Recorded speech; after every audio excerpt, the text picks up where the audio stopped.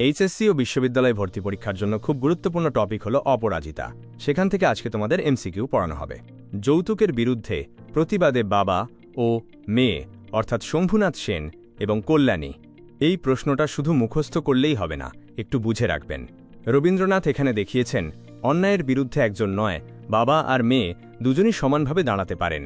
কল্যাণীর নীরব প্রতিবাদ আর শম্ভুনাথ সেনের দৃঢ় সিদ্ধান্ত, এই দুটো মিলেই গল্পের শক্তি তৈরি হয়েছে। অনুপমের বয়স কত? গল্পের শুরুতেই অনুপম নিজের পরিচয় দিতে গিয়ে বলে তার বয়স ২৭ বছর।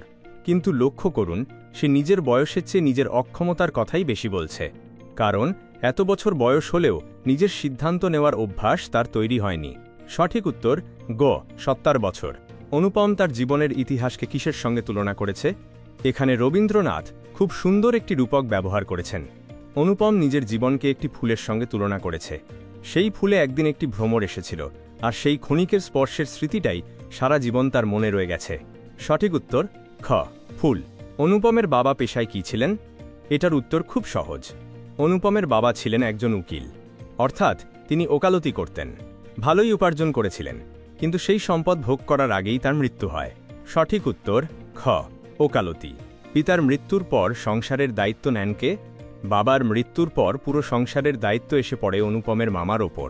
শুধু সংসারই নয়, অনুপমের ব্যক্তিগত জীবনও তখন থেকে মামার নিয়ন্ত্রণে চলে যায়। সঠিক উত্তর খ অনুপমের মামা। পণ্ডিত মশাই অনুপমকে কোন ফুলের সঙ্গে তুলনা করেছিলেন? উত্তর হচ্ছে শিমুল ফুল। শিমুল দেখতে খুব সুন্দর, কিন্তু সুগন্ধ নেই। ঠিক সেই তুলনাটাই অনুপমের ক্ষেত্রে ব্যবহার করা হয়েছে। বাহ্যিক সৌন্দর্য আছে, কিন্তু ব্যক্তিত্বের দৃঢ়তা নেই। সঠিক উত্তর খ শিমুল। আর কোন ফলের সঙ্গে তুলনা করা হয়েছে? এখানে উত্তর হল মাকাল ফল। বাইরে থেকে আকর্ষণীয়, কিন্তু ভেতরে মূল্যহীন, এই অর্থেই এই উপমা ব্যবহার করা হয়েছে। সঠিক উত্তর ক মাকাল ফল। অনুপম নিজেকে ভালো মানুষ বলেছে কেন? এখানে একটু গভীর অর্থ আছে। অনুপম বলছে, ভালো মানুষ হওয়ার মধ্যে কোনো ঝামেলা নেই, অর্থাৎ প্রতিবাদ করতে হয় না, নিজের মতো প্রতিষ্ঠা করতে হয় না। এটা আসলে নিজের দুর্বলতাকেই ব্যঙ্গ করে বলা। সঠিক উত্তর খ অনুপমের বন্ধুর নাম কি? এই প্রশ্নে অনেকেই ভুল করেন। সঠিক উত্তর হচ্ছে হরিশ। এই হরিশই পরে কল্যাণীর সঙ্গে বিয়ের প্রস্তাব নিয়ে আসে। সঠিক উত্তর খ হরিশ। হরিশ কোন কাজে বিশেষ দক্ষ ছিলেন? হরিশের বিশেষ দক্ষতা ছিল ঘটকালিতে। গল্পেও বিষয়টি হালকা রসিকতার সঙ্গে তুলে ধরা হয়েছে। সঠিক উত্তর খ ঘটকালিতে। মামাকে ভাগ্যদেবতার প্রধান এজেন্ট বলা হয়েছে কেন? কারণ অনুপমের জীবনের প্রতিটি বড় সিদ্ধান্ত মামাই নিতেন। কি হবে, কি হবে না, সবকিছু যেন তাঁর হাতেই নির্ধারিত ছিল।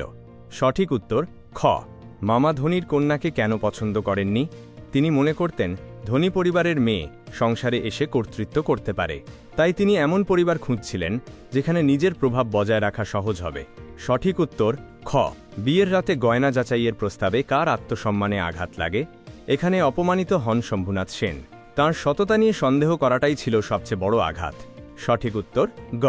তবে চলুন আপনাদের গাড়ি বলিয়া দিই, এই উক্তিতে কি প্রকাশ পেয়েছে? এই একটি বাক্যেই শম্ভুনাথ সেন ভদ্রভাবে কিন্তু দৃঢ়ভাবে সম্পর্ক প্রত্যাখ্যান করেছেন। শান্ত ভাষা, কিন্তু সিদ্ধান্তে কোনো দ্বিধা নেই। সঠিক উত্তর গ প্রত্যাখ্যান ও দৃঢ়তা। ঠাট্টার সম্পর্কটাকে স্থায়ী করিবার ইচ্ছা আমার নাই, এই উক্তিতে কি প্রকাশ পেয়েছে? এখানে শম্ভুনাথ সেন স্পষ্ট জানিয়ে দিচ্ছেন আত্মসম্মানের সঙ্গে আপোষ করে কোনো সম্পর্ক টিকিয়ে রাখার প্রয়োজন নেই। এটাই তার বলিষ্ঠতা এবং আত্মমর্যাদার পরিচয়। সঠিক উত্তর খ বলিষ্ঠতা ও আত্মমর্যাদা।